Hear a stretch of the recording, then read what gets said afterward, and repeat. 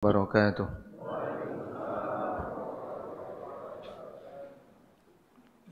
Alhamdulillahi Rabbil Alamin. Wassalatu wassalamul atammanil akmalani ala al-mab'uthi rahmatan lil alamin. Wa ashhadu an la ilaha illallah wahdahu la syarika lah. Wa ashhadu anna Muhammadan abduhu wa rasuluh. Salawatu Rabbi wa salamu alaihi wa ala alihi wa ashabihi wa man sara ala nahjihi wastanna bi sunnatihi ila yaumiddin. Alhamdulillah, puji syukur kita haturkan kehadirat Allah Subhanahu wa taala.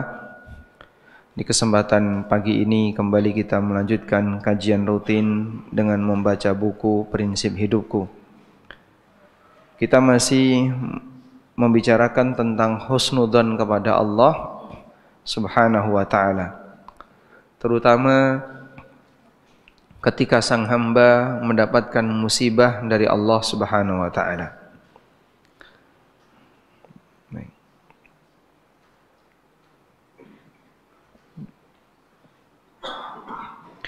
Bisa dibuka di halaman 94. Bagaimana ketika seorang hamba mengalami sakit?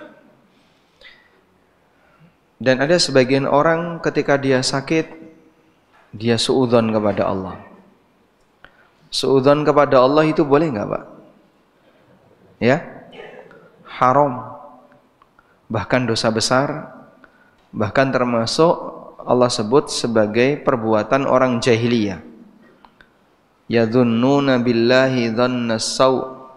Yadhunnuna billahi dhannal jahiliyah. Mereka punya persangkaan tentang Allah dhannal jahiliyah, sebagaimana suudzonnya orang jahiliyah. Allah tidak pernah mendolimi hambanya. Ada sebagian orang yang dia merasa jengkel. Jadi ceritanya begini, si A punya harapan. Lalu untuk mewujudkan harapan itu, si A rajin ibadah. Ketika dia sudah sangat rajin ibadah, sampai datang waktunya, ternyata harapan itu gagal. Dia gagal dapat harapan. Dia gagal untuk mendapatkan harapan itu. Lalu dia pun jengkel. Ketika dia jengkel, dia tidak mau ibadah. Dia merasa Allah telah mengkhianati saya. Innalillahi wa inna ilaihi raji'un. Subhanallah dari ucapan semacam ini, sehingga saya kecewa kepada Allah karena dia telah memberikan PHP, harapan palsu kepada hambanya. Nah, di saat dia sudah tidak mau ibadah, sampai pada titik dia bermaksiat.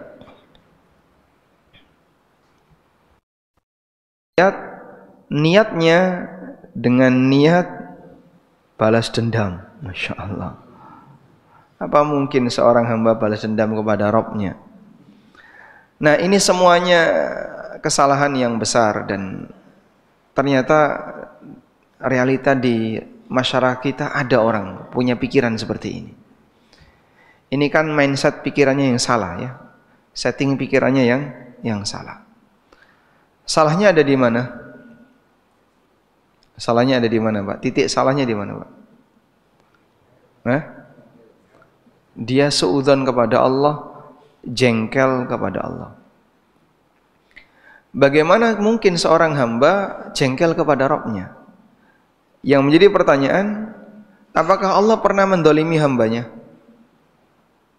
Apakah Allah pernah mendolimi hamba?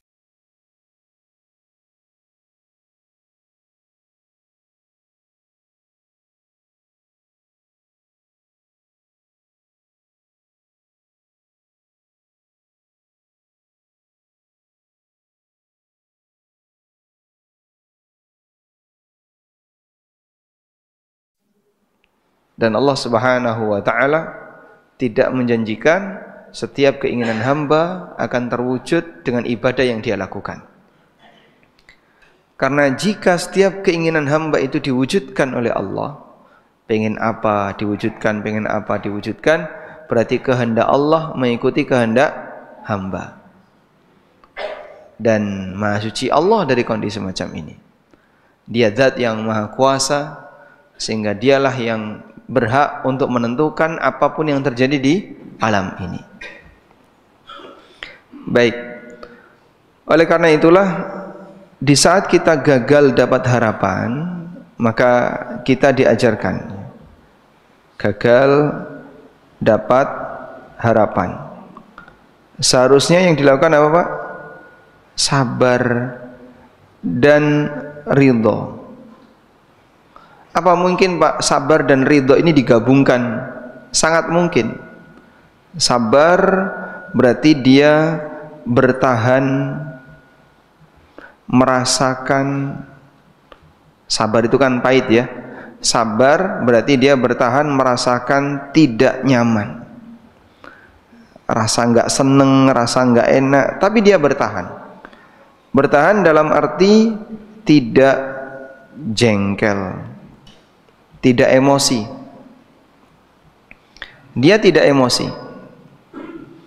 Karena siapapun yang emosi dengan takdir Allah, dia marah dengan takdir Allah, dia murka dengan takdir Allah, Allah akan murka kepadanya. Sebagaimana disebutkan dalam hadis yang sahih, Nabi SAW pernah bersabda, Innallaha idza ahabba abdan ibtalahu. Ketika Allah mencintai seorang hamba, maka Allah akan berikan ujian untuknya. Hadisnya berikut ini. Malik radhiyallahu anhu, Rasulullah sallallahu alaihi wasallam, inna idhamal jazaa'i ma'a idhamil bala. Sesungguhnya besarnya balasan itu berbanding lurus dengan besarnya ujian. Dan ujian masing-masing orang beragam. Ada yang diuji sakit, ada yang diuji anaknya, ada yang diuji anggota keluarganya, diuji dengan orang tuanya, diuji dengan tetangganya, dengan usahanya. Ada banyak sekali orang kaya yang curhat. Orang ini fisiknya sehat, keluarganya baik, orangnya kaya, fasilitasnya punya banyak, ternyata dia punya masalah. Padahal Anda kalau lihat dia kayaknya hidupnya enak, tapi ternyata dia punya masalah. Ketika ada orang miskin, dia merasa dia punya banyak masalah. Ngelihat orang kaya, kayaknya orang kaya itu tidak punya masalah. Nah, ini kalau dalam bahasa Cina namanya wang sinawang. Jadi antara satu dengan yang lain menyangka kalau sana lebihnya nyaman. Makanya kalau saya tanya ke Bapak Ibu ya, Anda pilih mana? Kaya punya banyak masalah atau miskin bahagia?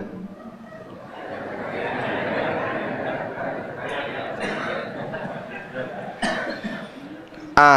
Kaya banyak masalah. B. Miskin bahagia. C. Anda pilih C. Meninggal dunia. Yang mana? Hah? Miskin bahagia. Masya Allah. Gimana Pak? Hisabnya ringan. Apa yang sebenarnya kita perjuangkan dalam hidup ini? Saya ingin bahagia Pak. Apakah yang kaya pasti bahagia? Belum tentu. Omai gede, magrong-magrong, dimanapun kamar ada AC, tapi isinya padu terus. Kira-kira adem atau panas? Kenapa? Berantem. Sehingga setiap orang pasti punya masalah. Allah Subhanahu wa ta'ala kasih masalah kepada hambanya sesuai dengan tingkatan kekuatan imannya. Inna idhamal jazaa'i ma'a idhamil bala. Wa inna Allaha idza ahabba qauman ibtalahum Allah ketika mencintai satu kaum, maka Allah akan menguji mereka. Faman radiya falahur ridha. Siapa yang menanggapi ujian itu dengan ridha, maka dia akan mendapatkan ridha Allah. Wa man sakhita falahus sakhat. Dan barang siapa yang emosi, marah, maka Allah akan. Sehingga kita kunci di sini. Kalau kamu gagal dapat harapan, sabar. Dalam arti bertahan, merasakan tidak nyaman, tapi nggak enak rasanya. Ya namanya juga ujian ya.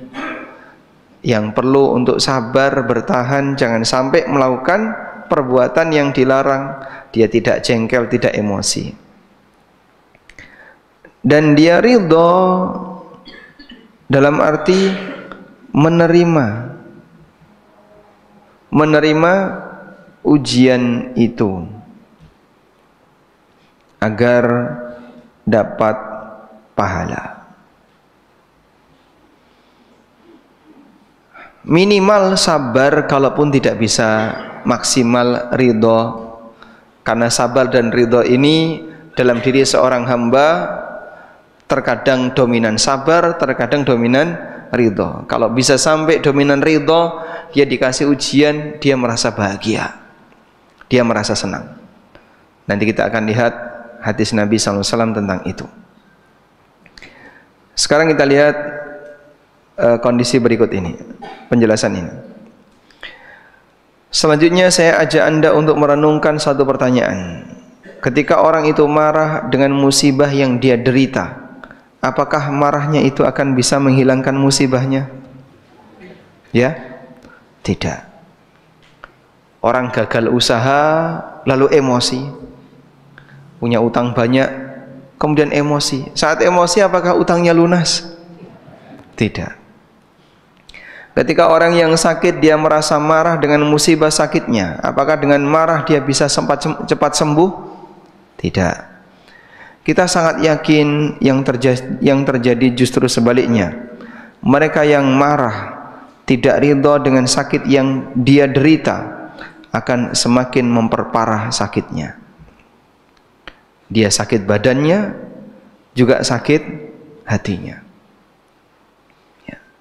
Dia sakit dua kali, lahir batin. Baik, coba ada orang mengalami sakit gula, ya. Orang mengalami sakit gula, DM ya, dia DM, diabetes. Informasinya mungkin nanti bisa di cross check sama Pak Dokter. Penyakit ini makin parah ketika orang itu kepikiran, sehingga di saat dia dapat penjelasan atau dapat informasi hasil tes darah dia, gula darah bapak tinggi, kepikiran makin naik ternyata. Maka bisa jadi sumber penyakitnya adalah psikis yang ada pada dirinya. Tekanan-tekanan batin itulah yang membuat dia semakin parah sakitnya. Karena itu andaikan dia bertawakal kepada Allah, saya sakit, tawakal Allah. Semua orang pasti punya ujian, sambil berikhtiar untuk mencari pengobatan yang mampu dia jangkau. Karena nggak jaminan ya, pengobatan makin modern bisa semakin cepat sembuh. Ya enggak? Ada enggak rumus itu? Makin modern makin cepat sembuh.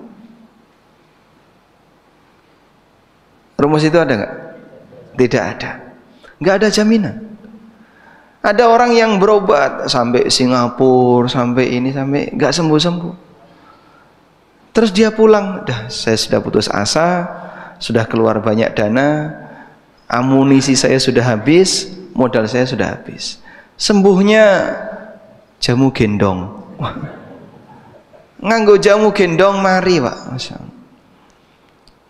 Saya punya teman ya, dia diopnam di rumah sakit cukup mahal.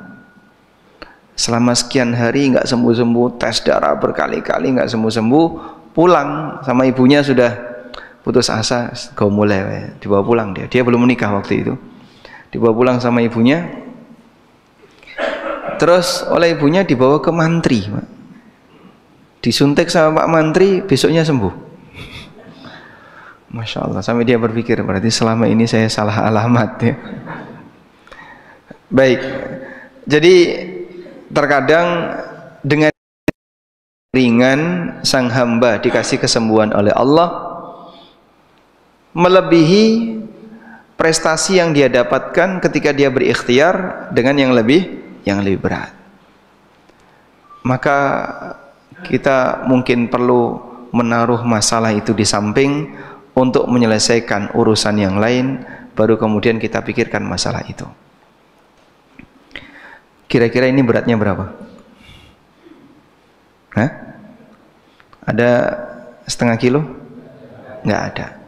Kalau Bapak angkat ini sebentar, ringan atau berat? Ringan. Coba kalau Anda angkat ini 5 jam. Gimana? Kemeng ya?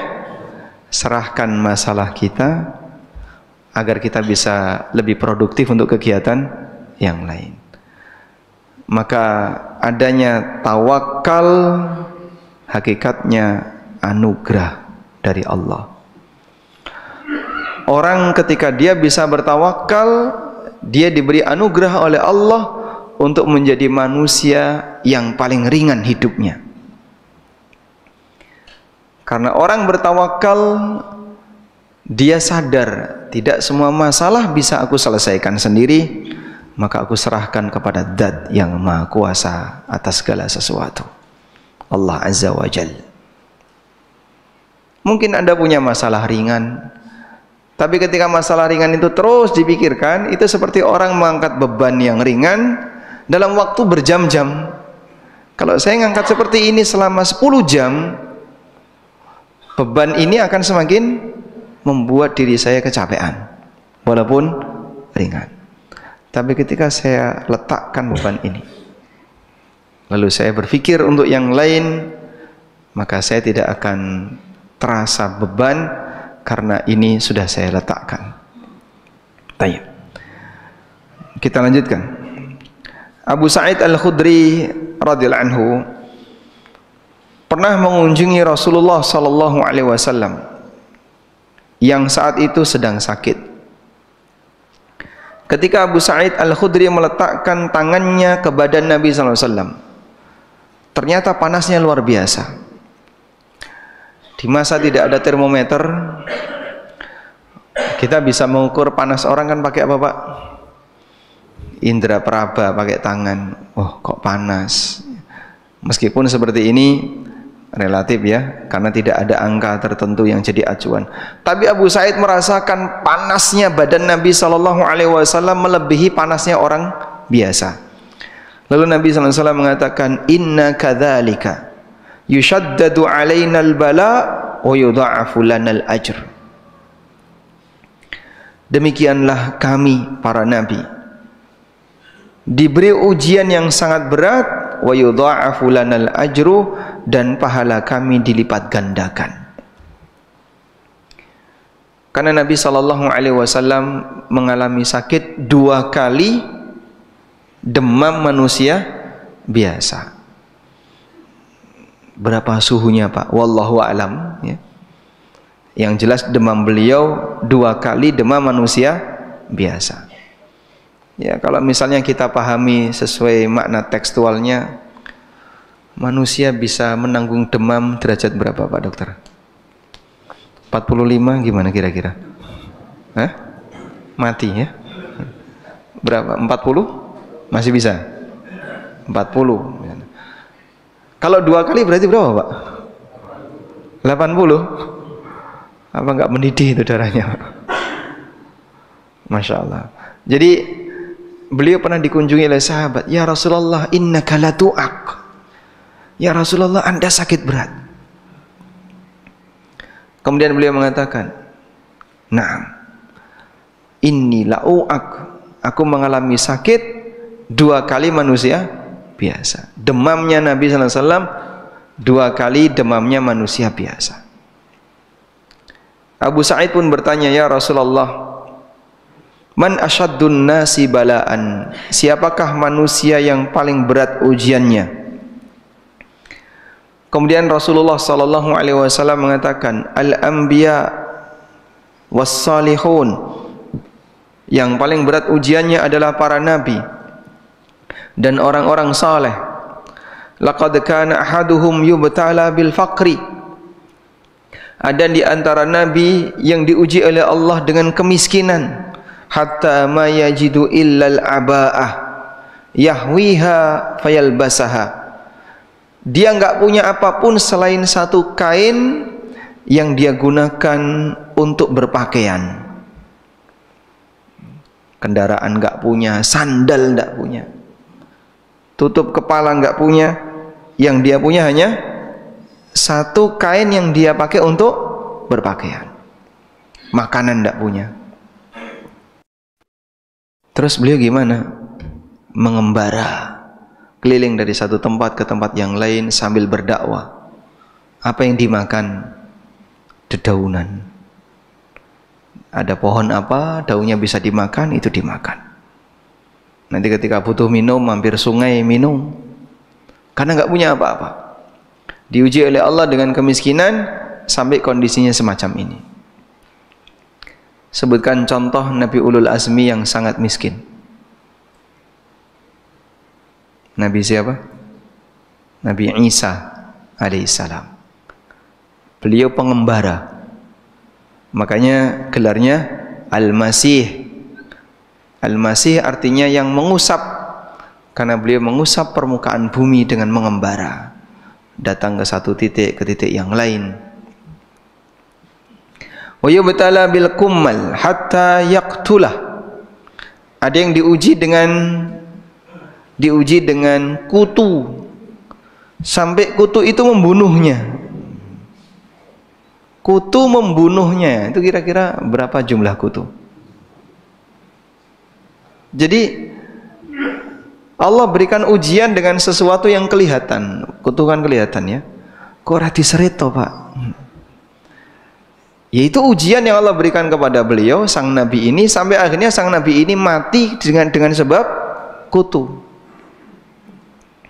Ada seorang sahabat yang waktu itu haji bersama Nabi sallallahu alaihi wasallam, kutunya itu sampai teleler di mukanya ini. Lalu oleh Rasulullah sallallahu alaihi wasallam, kamu terganggu oleh hawam artinya kutu yang ada di rambutmu, cukur. Akhirnya digundul, terus dia bayar dam. Wal ahaduhum kana ashadda farahan bil bala'i minkum bil ata, sungguh mereka itu lebih bahagia ketika diberi ujian yang tidak enak, melebihi kebahagiaan kalian ketika dapat rizki. Kita dapat duit misalnya, tiba-tiba ada yang transfer 10 juta. Senang nggak Pak? Wah, alhamdulillah dapat 10 juta. Bahagia, senang sekali. Anda mungkin senang sampai tingkat dari 1 sampai 10, senang sampai tingkat 8. Kebahagiaan Nabi ini ketika diuji oleh Allah sampai tingkat 9. Dia lebih bahagia dengan ujian melebihi bahagianya kita ketika dapat duit, ketika dapat rizki. Hadis riwayat Abu Ya'la dalam Al-Musnad, Al-Baihaqi dalam Sunan Al-Kubra, dan yang lainnya. Seperti itulah yang diajarkan Nabi sallallahu alaihi wasallam dan orang saleh. Mereka bisa berbahagia ketika sedang dapat musibah. Mereka lebih gembira dengan ujian yang dideritanya melebihi kegembiraan orang yang baru saja mendapatkan, karena mereka meyakini sakit adalah sumber pahala. Jadi kalau sudah ridho itu di atas sabar. Di sini ada sabar, di sini ada ridho. Kadang orang dominan ridho, maka dia merasa bahagia dengan musibah, dan itu bisa terjadi di saat dia yakin dia alami menguntungkan dirinya, sehingga orang bisa ridho saat yakin apa Pak? Musibah itu apa? Menguntungkan dirinya. Saya beruntung dengan musibah ini, sehingga dengan ini dosa-dosaku hilang. Dengan ini aku dapat pahala. Enggak perlu sholat dapat pahala. Enggak perlu puasa dapat pahala, karena dia punya musibah. Di saat itulah maka sang hamba tetap memuji Allah, ridha sehingga dia memuji Allah. Sebagaimana kebiasaan Nabi SAW, ketika beliau dapat musibah, maka beliau memuji Allah dengan kalimat apa?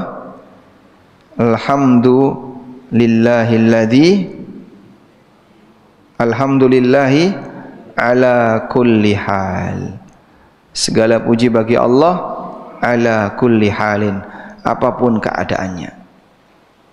Kalau beliau dapat nikmat, alhamdulillahilladzi bi ni'matihi tatimmus shalihat. Beliau dapat musibah, alhamdulillahi ala kulli hal. Allah tetap maha terpuji apapun kondisi yang dialami oleh hamba. Nah, suatu ketika Sa'ad bin Abi Waqqas, kelebihan beliau apa Pak? Apa kelebihan Sa'ad bin Abi Waqqas? Doanya mustajab. Dikenal sebagai orang yang doanya mustajab. Orang kalau zaman sekarang dikenal doa mustajab, kira-kira gimana? Buka pengobatan alternatif, misalnya. Yang doanya enggak mustajab saja buka pengobatan alternatif, apalagi yang doanya mustajab. Ketika beliau datang ke Mekah dan beliau sudah menginjak usia tua, beliau dalam kondisi buta. Melihat kedatangan Sa'ad, masyarakat pada berdatangan dan menyambutnya, karena mereka berkeyakinan doanya Sa'ad sangat mustajab. Seperti yang pernah disabdakan Nabi SAW. Sehingga satu demi satu orang datang minta didoakan. Satu demi satu orang datang minta didoakan, lalu didoakan. Boleh nggak kayak gini Pak? Boleh.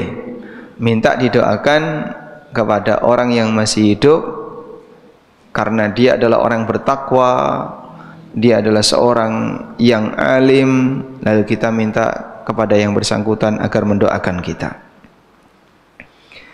Sampai akhirnya datang seorang pemuda namanya Abdullah bin Sa'ib. Abdullah bin Sa'ib ini kemudian tanya kepada Sa'ad bin Abi Waqqas, dan sebelumnya beliau memperkenalkan diri. Setelah berkenalan, Abdullah bertanya, "Wahai paman, Anda mendoakan banyak orang dan doa itu mustajab, tapi Anda tidak berdoa meminta kebaikan untuk diri Anda sendiri, hingga Allah mengembalikan penglihatan Anda. Nah, Anda sendiri tidak berdoa agar butanya bisa sembuh. Sembuhkan aku dari penyakit buta." Kan bisa saja. Tapi Sa'ad tidak berdoa seperti itu. Mendengar pertanyaan pemuda ini, Sa'ad tersenyum, lalu beliau mengatakan, "Ya bunai, qada'ullahi 'indi ahsanu min basari." Wahai anakku, takdir Allah untukku lebih baik daripada penglihatanku. Masya Allah. Sehingga beliau merasa ridho, ini ketetapan Allah, aku merasa ridho dengan ketetapan ini. Dan beliau meyakini ketetapan ini lebih baik daripada penglihatan beliau radhiyallahu anhu wa arda. Demikianlah para sahabat, mereka bertahan dalam kondisi sakit dan tidak minta disembuhkan oleh Allah karena mereka merasa musibah itu menguntungkan baginya. Baik. Sehingga bisa nggak kita bahagia ketika sakit? Hah? Bisa nggak bahagia ketika sakit? Bisa. Tapi butuh latihan panjang. Kalau orang hidupnya hanya enak terus, begitu sakit baru cuman pilek, gersulo gak. Iki ketok kapan to marine kok watuk ora mari-mari. Dia batuk mungkin sampai sebulan nggak hilang-hilang. Batuk 2 bulan kayak ini watuk ora mari-mari, dosaku apa to? Oh lali dosane. Padahal banyak. Karena kita belum terbiasa dengan situasi batin seperti ini. Mereka sakit, kita sakit. Mereka punya musibah, kita juga dapat musibah. Bedanya apa? Masalah hati. Ada yang bisa mengatur hatinya dengan baik, sehingga dikala punya musibah dia merasa bahagia. Ada yang tidak bisa mengatur hatinya dengan baik, sehingga dikala dia punya musibah dia merasa emosi. Padahal hidup tidak akan pernah lepas dari musibah. Bersyukur jamaah, kita punya iman dan Allah arahkan kita untuk mau bertawakal. Allah kasih pendidikan kita tentang akidah yang lurus. Mudah-mudahan itu jadi bekal untuk menghadapi setiap ujian dalam hidup. Karena masing-masing orang berbeda-beda. Ada orang yang hidupnya biasa saja, begitu dapat musibah jadi gampang emosi. Anaknya bilang darah tinggi. Bapak itu darah tinggi, ono apa dikit marah, nggih. Kesinggung dikit marah. Karena dia sedang sakit, sehingga ketika sedang sakit jadinya apa? Galak. Nggih, Pak. Kalau sakit jadinya galak. Betul kayak gitu? Betul. Baik. Sebenarnya insya Allah kita pun bisa melakukannya, berbahagia ketika mendapatkan musibah, dan ini butuh berlatih. Berbahagia ketika sakit, tinggal saatnya mulai sekarang kita melatihnya.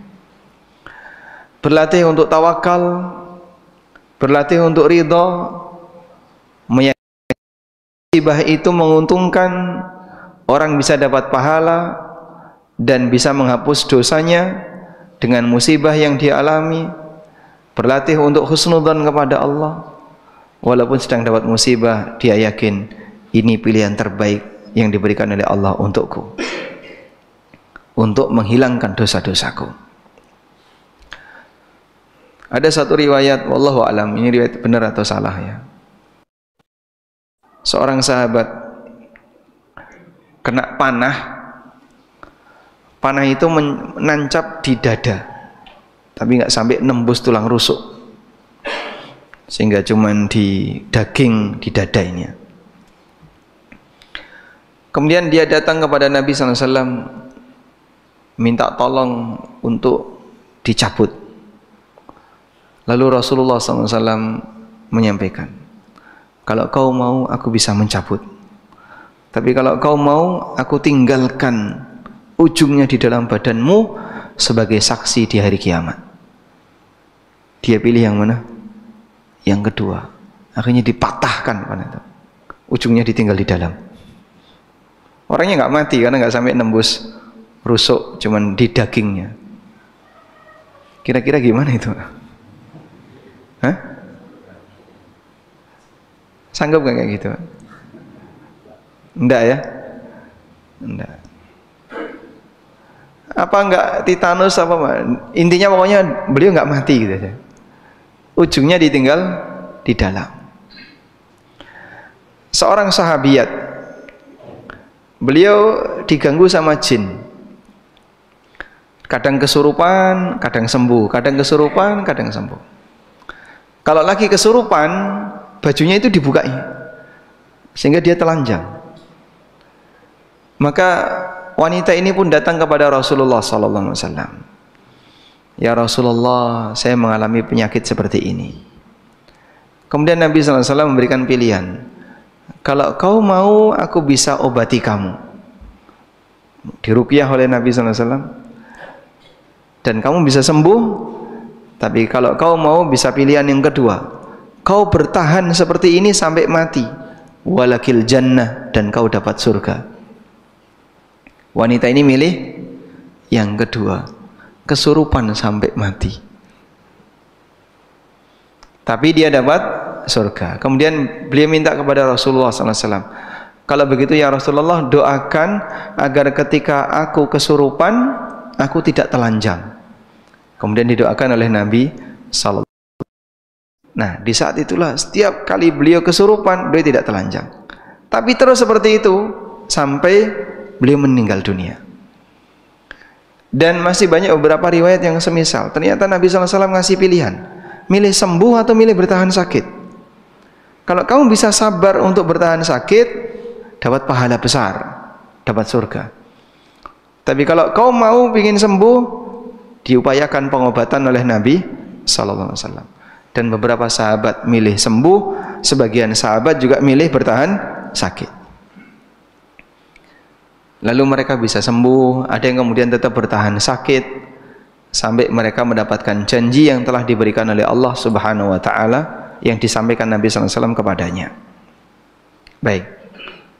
Sehingga ada yang sengaja milih sakit. Makanya ada sebuah riwayatnya atau di sini ya. Yang ini pernah disampaikan oleh Abu Dzar. Mungkin kita kalau akan merasa aneh, kok ada orang seperti itu? Coba kita lihat di sini.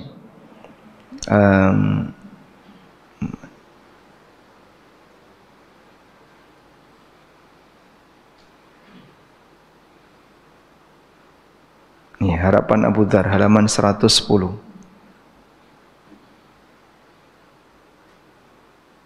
Nah, Abu Dzar pernah menyampaikan kalimat berikut. Al-faqru ahabbu ilayya minal ghina was-saqmu ahabbu ilayya minas siha. Miskin lebih saya sukai daripada kaya, sakit lebih aku sukai daripada sehat. Jadi wong kere lebih saya sukai daripada dadi wong sugih. Dadi wong loro-loronen lebih saya sukai daripada sehat walafiat. Sehingga sahabat itu enggak takut dengan kondisi sakit, enggak takut. Kalau kita kan sangat takut ya. Aja sampai loro, aja sampai loro. Salam sehat. Sehingga sakit itu begitu menakutkan. Ya memang orang kalau sudah sakit, dia nggak bisa banyak beraktivitas. Dan masing-masing tolong ukur kemampuannya ya. Pak, saya itu kalau sakit Pak, saya jadi orang yang malas sekali beribadah. Ada salah satu jamaah, usia beliau sudah 70-an. Terus beliau mendekat selesai kajian. Beliau termasuk jamaah rutin ya, kajian, tapi tidak ada di sini, di masjid yang lain. Tolong doakan biar saya sehat. Kalau sakit, aku welek. Dia bilang, aku itu jadi wong welek. Kok bisa Pak? Saya itu jadi malas sekali beribadah kalau sudah sakit. Oh, memang masing-masing kondisi orang berbeda ya. Sehingga kalau memang demikian, perbanyak mohon kepada Allah untuk dijauhkan dari masalah besar yang kita tidak sanggup menanggungnya, agar kita tetap bisa istiqomah. Tapi kalau Anda sanggup bertahan seperti kondisi para sahabat, yang mereka ketika sakit, bagi mereka ya sudah, sabari, diterima apa adanya, seperti perkataan Abu Dzar. Karena beliau merasa saya bisa menikmati kondisi musibah melebihi kenikmatan saya ketika dapat nikmat. Bisa menikmati sabar daripada syukur. Karena belum tentu kalau dapat nikmat bisa bersyukur. Baik. Sehingga masing-masing mengukur diri. Mengukur diri. Kalau Anda merasa dengan adanya musibah atau sakit ini memberikan dampak buruk,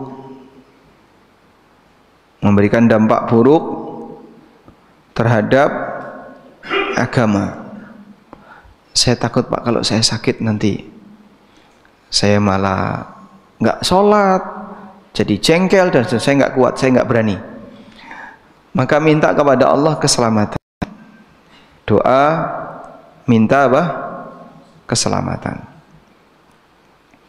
Seperti yang diajarkan Nabi SAW, Allahumma inni as'alukal apa?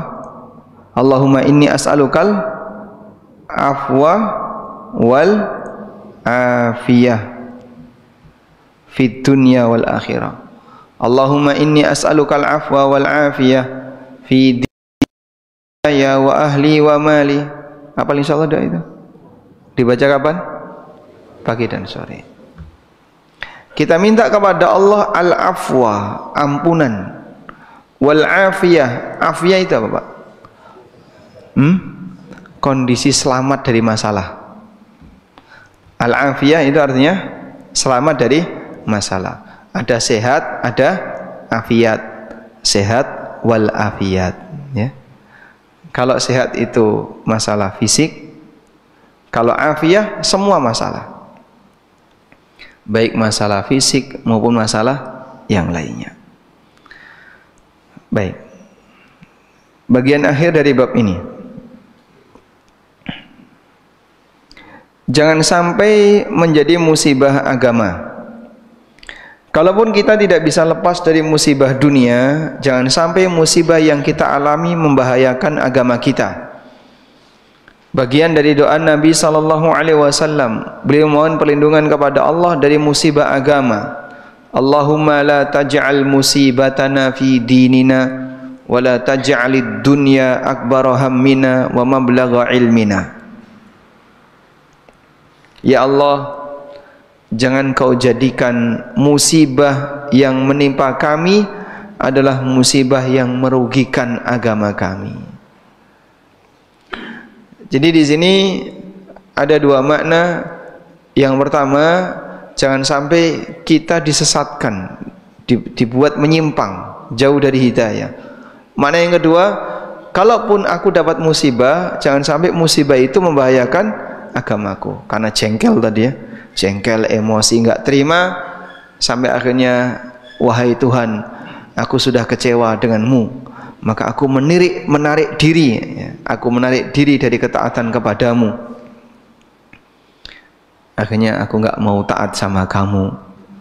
Sekarang aku taat kepada diriku sendiri. Aku nurut sama diriku sendiri. Sudah bukan lagi menjadi hambamu, masya Allah. Terus hakikatnya apa? Dia jadi budak hawa nafsu dan budaknya setan. Ada satu buku judulnya apa kalau nggak salah, Tuhan, aku bukan lagi hambamu. Jadi buku ini bercerita, katanya cerita nyata ya. Ada seorang wanita yang dia mondok di pesantren. Namanya mondok, dia menghafal Quran, dia menghafal hadis, dia belajar ini, belajar ini. Dan dia punya harapan dan cita-cita. Tapi harapan itu gagal. Lalu dia punya banyak masalah di keluarganya. Masalah di orang tuanya, di keluarganya. Terus dia kecewa. Setelah dia lulus SMA, dia kecewa. Nah, saat dia kecewa, dia merasa saya telah dikecewakan oleh Tuhan. Maka saya menarik diri untuk menjadi hamba Tuhan. Dan saya ingin kebebasan untuk taat kepada diriku sendiri. Akhirnya dia jadi pezina. Nah, dia ya mendem, dia ini terus sampai berzina, dia menjual dirinya untuk berzina, membebaskan dirinya untuk berbuat maksiat sepuasnya. Maka di saat seorang manusia dia mengaku dirinya tidak mau taat kepada Allah penciptanya, hakikatnya dia taat kepada setan.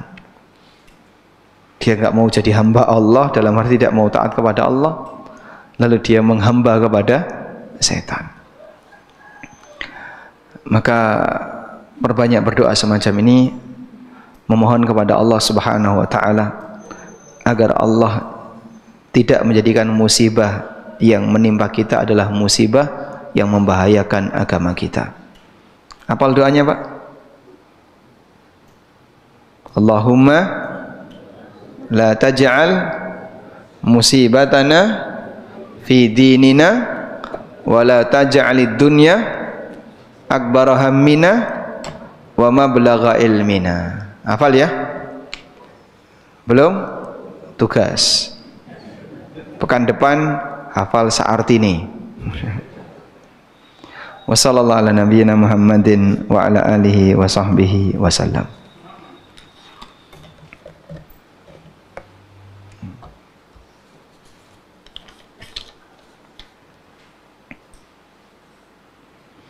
Assalamualaikum warahmatullahi wabarakatuh. Waalaikumsalam warahmatullahi wabarakatuh. Adakah ibadah tertentu pahalanya besar dan ibadah tertentu yang lain pahalanya kecil? Ibadah pahalanya bertingkat. Ada yang lebih besar dan ada yang lebih kecil. Salah satunya adalah perbandingan antara ibadah wajib dengan ibadah sunnah. Mana yang lebih besar pahalanya? Wajib. Apa dalilnya? Firman Allah Ta'ala dalam hadis qudsi, "Wa ma taqarraba ilayya 'abdi bi syai'in ahabbu ilayya mimma aftaradtuhu alaih." Tidak ada amalan ibadah yang dilakukan oleh hambaku yang lebih aku cintai melebihi amal yang aku wajibkan untuknya. Sehingga ibadah wajib lebih dicintai oleh Allah, pahalanya lebih besar. Maka kalau ada orang tahajud dari mulai jam 10 malam sampai subuh nggak tidur, begitu 5 menit sebelum subuh tidur, bangun jam 8, kira-kira gimana? Salah manajemen waktu. Akan lebih baik gimana? Dia tidur di waktu malam, lalu di penghujung malam dia bangun untuk tahajud, kemudian nyambung salat subuh, setelah itu zikir dan tidak tidur. Ya. Kalau mau tidur, nanti malam lagi. Ya. Bagaimana cara kita mengukur suatu pahala? Ya, ukurannya pakai dalil, karena kita tidak bisa menentukan ini lebih berpahala, ini kurang berpahala, kecuali pakai dalil. Seperti Nabi SAW ditanya oleh para sahabat tentang afdalul a'mal. Ya Rasulullah, ayyul a'mali afdal? Ya Rasulullah, amal apakah yang paling afdal? Lalu beliau menjawab, as-salatu ala waqtiha. Thumma ayyu? Kemudian salat tepat waktu. Kemudian amal apa lagi? Nabi SAW menjawab, birrul walidain. Thumma ayyu? Kemudian amal apa lagi? Kemudian beliau menjawab, al jihad fi sabilillah. Dan seperti itu banyak. Termasuk juga prioritas amal sesuai dengan posisi. Anda baca Quran, lalu terdengar azan, mana yang lebih baik? Menjawab azan atau baca Quran? Kenapa? Karena itu waktunya. Sebentar lagi akan berakhir. Dan baca Quran bisa dilakukan di lain waktu. Baik. Orang punya utang puasa Ramadan, masuk bulan Syawal, lebih baik mana? Qadha atau bayar utang?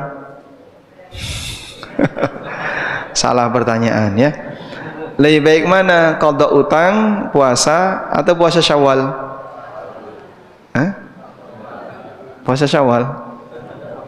Dia punya utang puasa Ramadan, masuk bulan Syawal. Lebih baik mana, qadha Ramadan atau puasa Syawal?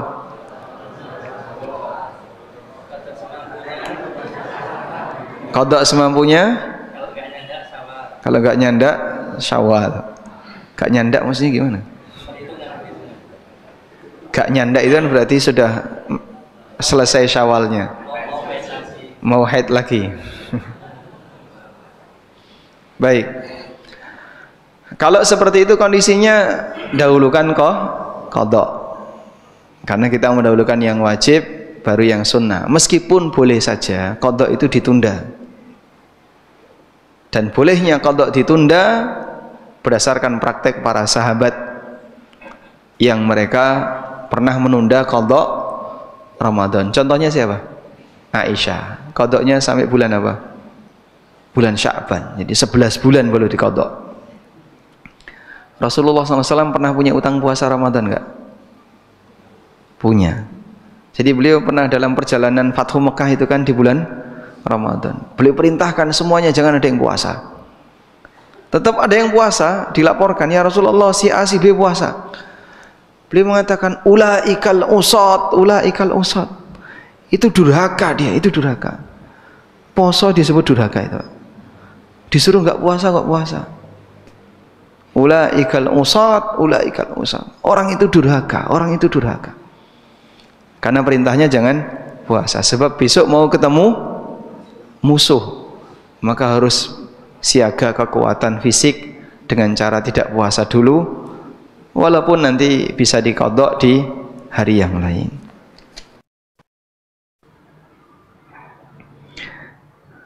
Assalam WRWB. Waalaikumsalam warahmatullahi wabarakatuh. Saya punya emas 100 gram kena zakat, tapi sebelum nisabnya saya jual, apakah tetap kena zakat? Nanti jadi uang kan, uangnya kena zakat. Kecuali kalau Anda belikan zakatnya 100 gram dijual, sekarang berarti dapat duit 200 juta ya. 100 gram kan 2 juta kan, dapat duit 200 juta. Lebih ya? Berapa? Per gram berapa? 2 juta. Baik, dapat duit 200 juta. Setelah dapat duit 200 juta, begitu nombor duit langsung dibelikan sapi. Nah, dapat sekian ekor. Dapat 10 ekor. Nih, dapat 10 ekor sapi. Enggak kena zakat. Karena sapi itu 30 ekor nisabnya. Kecuali jika tujuannya untuk menghindari zakat. Lari dari zakat terus dijual emas tadi dipakai beli sapi.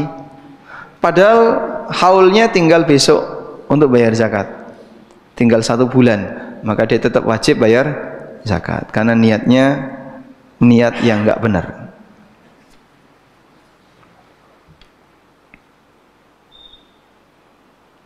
Assalamualaikum. Waalaikumsalam. Di beberapa ayat Al-Quran disebutkan bahwa di surga nanti akan ditemani para bidadari yang menyejukkan. Apakah yang di surga hanya yang laki-laki? Bagaimana dengan perempuan? Lah bidadari kan perempuan, Pak.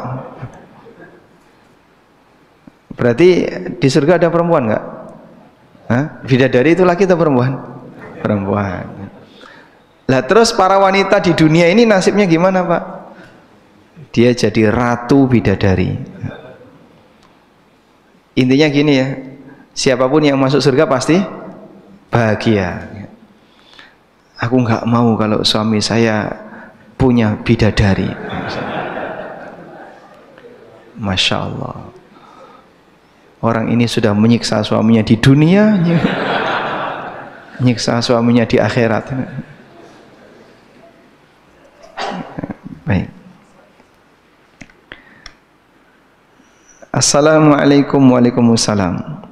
Dalam salat berjamaah ada yang membawa anak kecil di dalam shaf sudah dipasang sajadah tapi anaknya lari dan shaf kosong, apakah yang dekat harus ngisi? Ya, kalau seperti itu geser.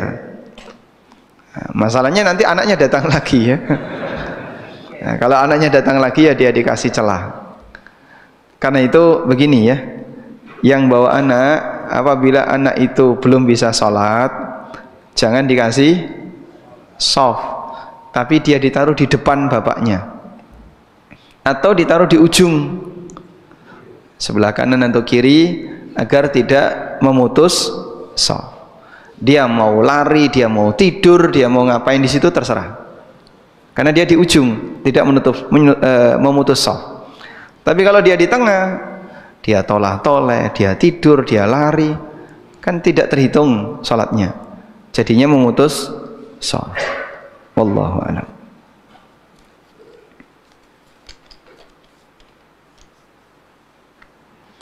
Assalamualaikum. Waalaikumsalam.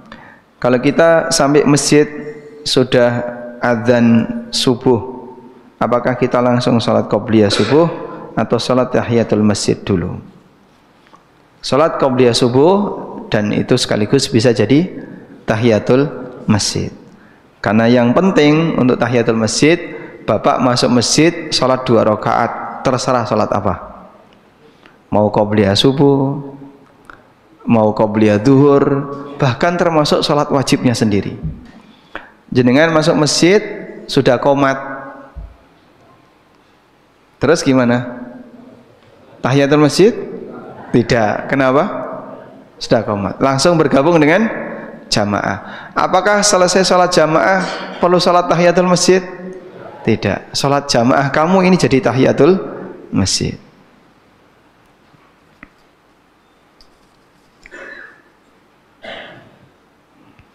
Assalamualaikum warahmatullahi wabarakatuh. Waalaikumsalam warahmatullahi wabarakatuh. Kalau zakat diberikan kepada saudara, apa boleh? Karena saudara bukan orang yang wajib dinafkahi. Dengan syarat saudara Anda orangnya tidak mampu, termasuk 8 golongan yang wajib atau yang berhak dapat zakat. Sehingga insya Allah dalam posisi ini Anda bisa menyerahkan zakat ke saudara, dan nanti pahalanya 2. 1 pahala zakat, 2 pahala silaturahmi. Saya mempunyai anak laki-laki yang sudah berkeluarga, akan tapi belum punya anak. Si istri anak saya sepertinya kurang suka sama ibu mertuanya, karena setiap suaminya ingin memuliakan ibunya, si istri marah-marah dan sering tidak boleh untuk dekat-dekat dengan ibunya dan keluarganya. Bagaimana solusinya? Karena belum paham agama. Dipondokkan. Habis nikah kok dipondokkan? Ya sah-sah saja ya. Baik, memang butuh lama proses seperti ini ya. Dan masing-masing wanita punya perasaan yang sama. Sehingga istri itu kadang cemburu kepada siapa, Pak? Ibu. Kamu itu tidak dipoligami kok cemburu. Karena si anak ini kan dia tidak poligami. Istrinya cuma 1, tapi dia cemburu sama ibunya. Ini hal yang lucu dan ini cukup banyak terjadi. Oleh karena itu sang istri seharusnya dia ingat bahwa ini ibu dari suamimu, sehingga jika kau menghormati suami, ibu suamimu. Wallahu a'lam. Cuma nasihatnya ini sampai ke dia nggak? Kan dia nggak ikut ngaji, ikut di sini nggak? Belum ngaji tadi ya. Wassallallahu ala nabiyyina Muhammadin wa ala alihi wa sahbihi wa sallam, wa akhiru da'wana alhamdulillahi rabbil alamin. Wassalamualaikum warahmatullahi wabarakatuh.